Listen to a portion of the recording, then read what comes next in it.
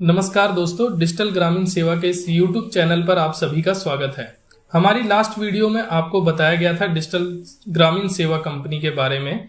यह कंपनी आपको क्या क्या सुविधा प्रोवाइड कराती है, इसमें आप किस तरह से रजिस्ट्रेशन करें, अपना आईडी पासवर्ड प्राप्त करें।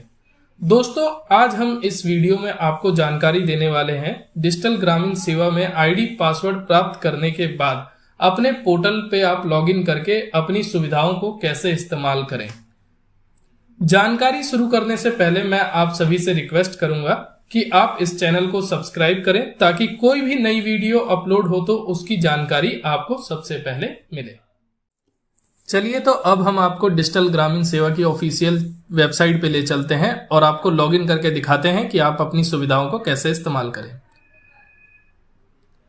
आप जैसा कि देख रहे होंगे, यहाँ पे डिजिटल ग्रामीण सेवा की ऑफिशियल वेबसाइट यहाँ पे खुली हुई है। आप गूगल पे सिंपल लिखेंगे digitalgraminsewa.in। उसके बाद आप देखेंगे होम पेज पे आने के बाद यहाँ पे लॉगिन का ऑप्शन शो हो रहा है। लॉगिन पे आप क्लिक करेंगे। अपना आईडी और पासवर्ड जो कि आपको रजिस्ट्रेशन करने के बाद, पेमेंट करने के बाद आपके रजिस्टर्ड मोबाइल नंबर और मेल आईडी पे प्राप्त होता है, उसे यहाँ पे डालेंगे। डालने के बाद आप यहाँ पे इस कैप्चा को भरेंगे। कैप्चा को भरने के बाद लॉगिन करेंगे। लॉगिन करने के बाद आप देखेंगे कुछ इंटरफेस आपको ऐसा शो होगा। अभी मैं नई आईडी आपकी बनी है, उससे आपका यहाँ पे प्रोफाइल कंप्लीट आप देखेंगे। मोबाइल नंबर, ईमेल आईडी और एड्रेस आपका वेरीफाई हो चुका है। प्रोफाइल में जो आपकी पिक है और केवाईसी आपकी है वो प्रोग्रेस में है। ठीक है, तो आप यहाँ पे देख रहे होंगे, यहाँ पे कुछ स्लाइडर बैनर भी आ रहे हैं जिसपे आपको कुछ जानकारियां हैं सर्विसेज के बारे में। यहाँ केवाईसी आपकी इन प्रोग्रेस है। अगर आप नई आईडी लेते हैं, ऑनलाइन पेमेंट करते हैं वेबसाइट के थ्रू, तो सबसे पहले आपको अपनी केवाईसी करनी होती है, जो कि सेटिंग के ऑप्शन में जाने के बाद यहाँ पे आप देखेंगे केवाईसी का ऑप्शन है। यहाँ पे आप क्लिक करेंगे। केवाईसी पे क्लिक करने के बाद आपको ऐसा कुछ ऑप्शन खुलेगा जिसमें आपको अपना फर्स्ट नेम, अपना मिडिल नेम, अपना लास्ट नेम लिखना है। कंपनी का नाम आपको लिखना है, मतलब अपनी शॉप का नाम, जो आपकी शॉप का नाम है। अपना रजिस्टर्ड मोबाइल नंबर यहाँ पे आप डालेंगे। रजिस्टर्ड अपनी मेल आईडी डालेंगे। Date of birth, PAN card number, अपना पिन कोड जहाँ पे आप रहते हैं, अपना डिस्ट्रिक्ट, अपना स्टेट, अपनी सिटी, मतलब डिस्ट्रिक्ट ही यहाँ पे भी आपको डालना है। एड्रेस अपना डालेंगे आप। एड्रेस डालने के बाद यहाँ पे आधार कार्ड अपना आप अपलोड करेंगे। आधार कार्ड फ्रंट, बैक और उसके बाद पैन कार्ड अपलोड करने के बाद आप केवाईसी को अपनी छोड़ देंगे। 24 से 48 घंटे बाद आपकी केवाईसी अप्रूव हो जाएगी। इस केवाईसी को अप्रूव होने के बाद आप अपनी आधार इनेबल पेमेंट सिस्टम AEPS की सर्विस को इस्तेमाल कर सकते हैं। जब तक आप 24 से 48 घंटे में आप अपनी और सारी सुविधाएं इस्तेमाल कर सकते हैं, जैसे आप रिचार्ज करना, अपना मनी ट्रांसफर करना, इलेक्ट्रिसिटी बिल पेमेंट वगैरह, LIC की पेमेंट वगैरह, ये सारे काम आप कर सकते हैं। अब दोबारा हम सर्विसेज के पेज पे चलते हैं और दिखाते हैं आपको कैसे सर्विसेज को एक्टिवेट करना है। जैसा कि आप देख रहे होंगे, ये आपकी banking services, recharge services, government to customer services and consultant services आपको शो हो रही होंगी। AEPS की सर्विस, इन्हें सारी सर्विसेज को आपको पहले एक्टिवेट करना होता है। यहाँ पे आप क्लिक करेंगे। यहाँ पे देखेंगे आपका कोई चार्जेस नहीं है। सबमिट करेंगे, एक्टिवेट करेंगे, आपकी ये सर्विस एक्टिवेट हो जाएगी। तो दोस्तों, जैसा कि आपने देखा कि यहाँ पे ये सर्विस हमारी एक्टिवेट हो गई। इसी तरीके से आपको सारी सुविधाएं अपनी वन टाइम एक्टिवेट करनी है, फिर उसके बाद वो स्टार्ट होंगी। AEPS, ICICI, फिनो बैंक आपका बिल्कुल फ्री है। यस बैंक अगर आप एक्टिवेट करवाते हैं तो यस बैंक के लिए 199 रुपीज चार्ज लगता है। देखिए, ये एक्टिवेट करना जरूरी भी नहीं है, बट जरूरी भी है। कई बार क्या होता है, ICICI बैंक से आप पैसा निकाल रहे हैं, ICICI बैंक का सर्वर डाउन है, आपके पास कस्टमर खड़ा है, तो उस स्थिति में आप यस बैंक से पैसा निकाल सकते हैं। तो इसे आप सर्विस को अगर एक्टिवेट करना चाहते हैं तो कर सकते हैं। आपके इसके लिए 199 रुपए का चार्ज लगता है। ओके, मनी ट्रांसफर को सेम उसी तरीके से हमें इस पे क्लिक करके सबमिट कर देना है। फिर उसके बाद देन सर्विस ये हमारी एक्टिवेट हो जाएगी। Insurance agent, become a insurance agent. आप इंश्योरेंस एजेंट बनते हैं डिजिटल ग्रामीण सेवा में तो अप टू 30% तक आपको इसमें कमीशन मिलता है। मतलब अगर मान लीजिए आपके पास कस्टमर्स आते हैं, पूरे महीने में आपके पास 10 कस्टमर भी आए इंश्योरेंस करने के लिए, अगर आप उनकी कार बाइक का इंश्योरेंस करते हैं, 1 लाख रुपए तक का भी आप अगर इंश्योरेंस करते हैं तो महीने का इजिली आप 10 से 30 हजार रुपए तक इंश्योरेंस से कमा सकते हैं। इंश्योरेंस को एक्टिवेट करने के लिए आपका 249 रुपीज का चार्ज लगता है। आप देख रहे होंगे यहाँ पे सीएमएस की सर्विस। सीएमएस में क्या होता है दोस्तों कि जो आपका जोमेटो, बजाज वगैरह इनसे आपके लोन चल रहे हैं, उसकी आप यहाँ से रीपेमेंट अपने कस्टमरों की कर सकते हैं। अब आप देखेंगे कैश डिपॉजिट। कैश डिपॉजिट का ऑप्शन पूरे भारत में सिर्फ डिजिटल ग्रामीण सेवा आपको प्रोवाइड करा रही है, जिसमें आप अपने कस्टमर का भारत के किसी भी बैंक में कितना भी पैसा एक दिन में ट्रांसफर कर सकते हैं और बहुत ही कम सरचार्जेस में। दोस्तों ATM machine, micro ATM machine के लिए आप यहां से अप्लाई कर सकते हैं। सेटलमेंट क्या होता है दोस्तों कि जो आप अपना आधार इनेबल पेमेंट सिस्टम से या माइक्रो एटीएम द्वारा आपने जो पैसा निकाला है, उस पैसे को आप अपने अकाउंट में सेटल कर सकते हैं। ठीक है, आप इससे रिचार्ज के ऑप्शन से आप अपना आइडिया, एयरटेल, डीटीएच किसी का भी रिचार्ज करना चाहते हैं वो कर सकते हैं। इलेक्ट्रिसिटी आप बिल पे कर सकते हैं, यहां से गैस का बिल पेमेंट कर सकते हैं, मेट्रो कार्ड रिचार्ज कर सकते हैं, ब्रॉडबैंड की पेमेंट कर सकते हैं, लैंडलाइन की कर सकते हैं। यहां से आप म्युनिसिपैलिटी वगैरह किसी का अगर आप बिल पेमेंट करना चाहते हैं तो वो भी कर सकते हैं।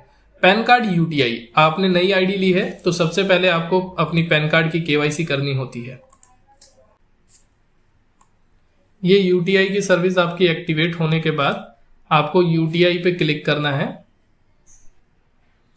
आप यूटीआई पे क्लिक करने के बाद आपको कुछ ऐसा इंटरफेस खुलेगा जिसमें आपको कुछ अपनी जरूरी जानकारियां भरनी है। अपना नाम, अपनी शॉप का नाम, अपना एड्रेस पूरा। इसमें आप 100 कैरेक्टर से कम एड्रेस भरें।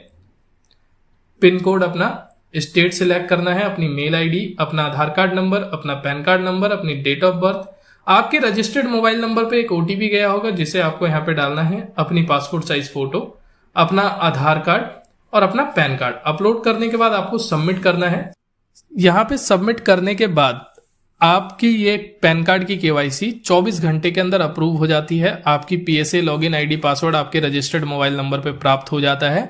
आप लॉगिन करके यूटीआई द्वारा पैन कार्ड बना सकते हैं। बहुत सी वेबसाइटों पे ऐसा है कि आप यूटीआई से पैन कार्ड बनाते हैं तो वह पैन कार्ड के डॉक्यूमेंट आपको भेजने होते हैं रिक्वायर्ड ऑफिस में, बट यहाँ पे ऐसा नहीं है। आप पैन कार्ड यूटीआई द्वारा अगर पैन कार्ड अप्लाई करते हैं तो डॉक्यूमेंट्स आपको कहीं भी भेजने की जरूरत नहीं है, पूरा प्रोसेस आपका ऑनलाइन होता है। दोस्तों अब हम दोबारा से चलते हैं सर्विसेज पे और आपको बताते हैं कि और आप कौन कौन सी सर्विस से क्या इस्तेमाल कर सकते हैं।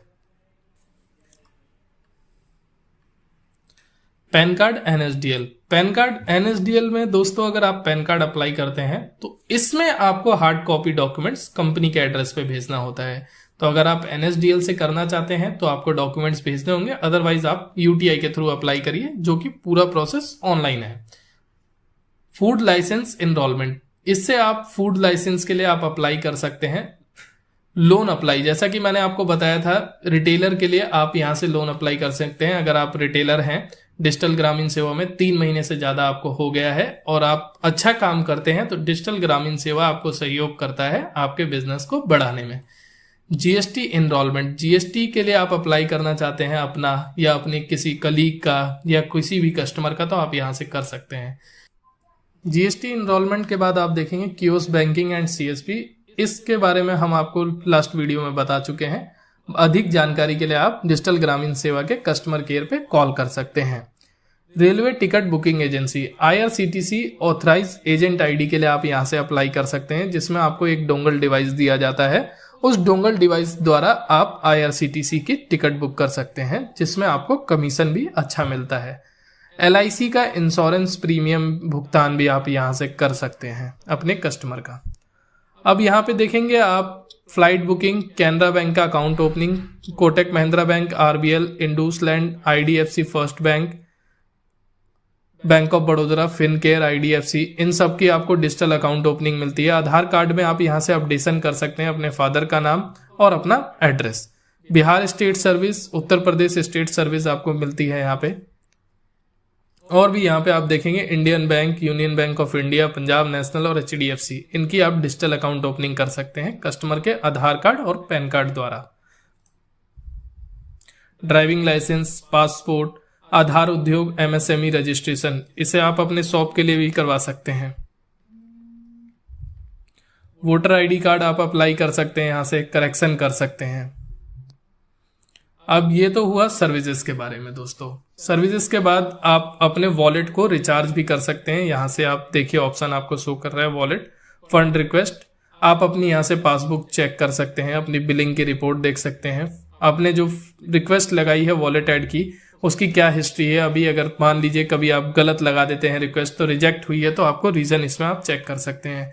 सेटलमेंट के बारे में हमने आपको बताया था, सेटलमेंट उसकी हिस्ट्री आप यहाँ से चेक कर सकते हैं। रिपोर्ट का ऑप्शन, यहाँ से आप अपनी ट्रांजेक्शन की रिपोर्ट देख सकते हैं, अपने कस्टमर को जो आपने ट्रांजेक्शन करी है उसकी स्लिप प्रिंट आउट करके दे सकते हैं। आप जो कैश डिपॉजिट कर रहे हैं उसकी रिपोर्ट यहाँ से देख सकते हैं। NSDL से जो आपने पैन कार्ड अप्लाई किए हैं उनकी रिपोर्ट चेक कर सकते हैं। GST जो आपने अप्लाई किए हैं उनकी रिपोर्ट चेक कर सकते हैं। फूड लाइसेंस, बिजनेस लोन के लिए ATM machine, kiosk banking apply करिए, इन सभी की आप जानकारी यहाँ से चेक कर सकते हैं दोस्तों। तो आपने देखा कि डिजिटल ग्रामीण सेवा की वेबसाइट पे आप लॉगिन करने के बाद अपना ID पासवर्ड लेने के बाद कितने आसान तरीके से आप सर्विसेज को अपने इस्तेमाल कर सकते हैं। आज के लिए इस वीडियो में इतना ही। धन्यवाद।